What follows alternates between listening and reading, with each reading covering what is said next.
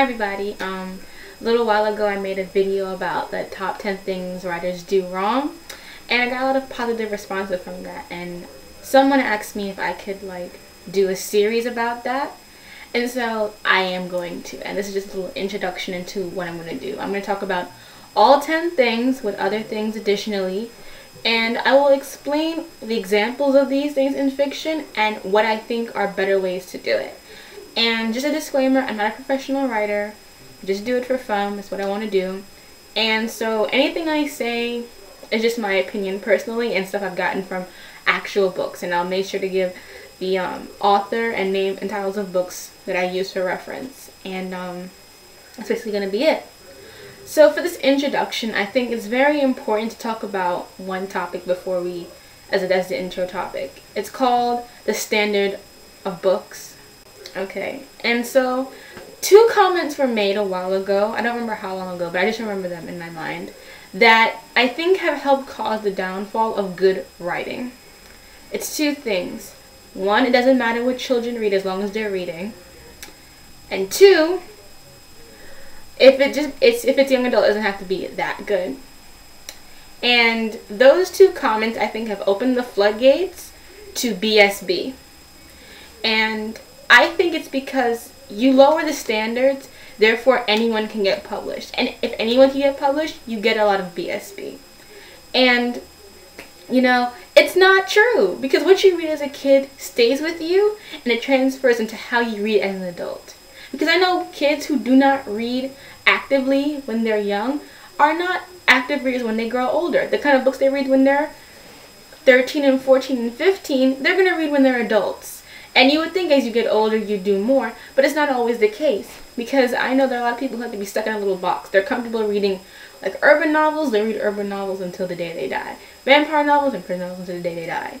And all you're doing is making the same circle of books, and you're not learning anything, you're just being stuck in a cycle. And it does matter very much what children read.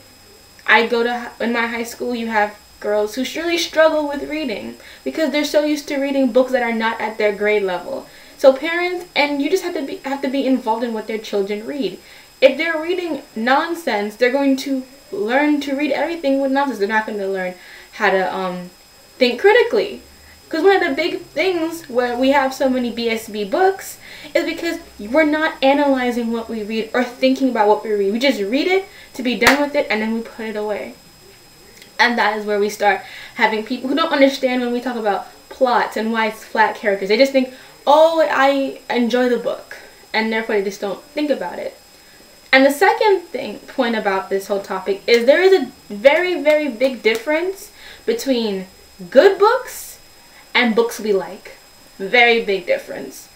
Me personally, I love the Gossip Girl books. I know it's terrible, but it's a guilty pleasure for me. They are not good. I mean, they're grammatically correct, but they have no real plot, no real character structure, but they are just so interesting and brain farts and everything. It's just I can just read it and just feel nothing. Just be like, read, read, read, enjoy, ha ha ha, put it aside. That's a book I like. 1984, Animal Farm, Jane Eyre. Those are good books because they have character structure, they have a good plot, they have meaning, they have symbolism, motifs, they have development, they have what a good book requires. And the 2 are not always the same. There can be a book you like that is not good, there can be a good book that you don't like. But the important thing is to know the difference, because if you just think, because I like a book, it's good, you're going to be screwing up, because not every book we like is good. And I know for a lot of Twilight fans, I'll use Twilight as an example, they like the book, therefore they think it's good. I mean, that's their opinion, but they can't back it up. If you think a book is good, you have to be able to back it up, talking about the plot, structure, characters, motifs, the themes of the book, and what you got back from it. And we have to hold books to a standard, because it is not fair that we who buy these books are being sold junk and being told this is great. And then we have critics telling us that these books that we know aren't good are good. I mean, Gossip Girl is a New York Times best-selling book series, and you would think, oh, that means it's great. It's not. Critics and reviewers see books for what they are within that spectrum, not in the whole wide range of things sometimes. And I think that's why there are a lot of right now paranormal romances that are just a whole bunch of crap compared to everything else, but within its own little spectrum, it's a good book.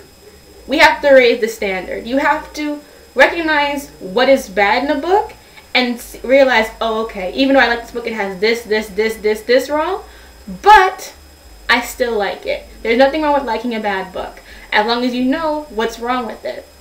And so that's the end of this intro. I hope what I said makes sense. And I will update this tomorrow. And the first topic we're going to be doing is not really Mary Sue's yet. I'm going to do a side topic about originality and what is originality in fiction and book writing. Okay? And as an added note, I started a Twitter. It's just Melina Pendulum, and if any of you guys want to add me, go ahead. And I'll talk to you later. Bye, YouTube.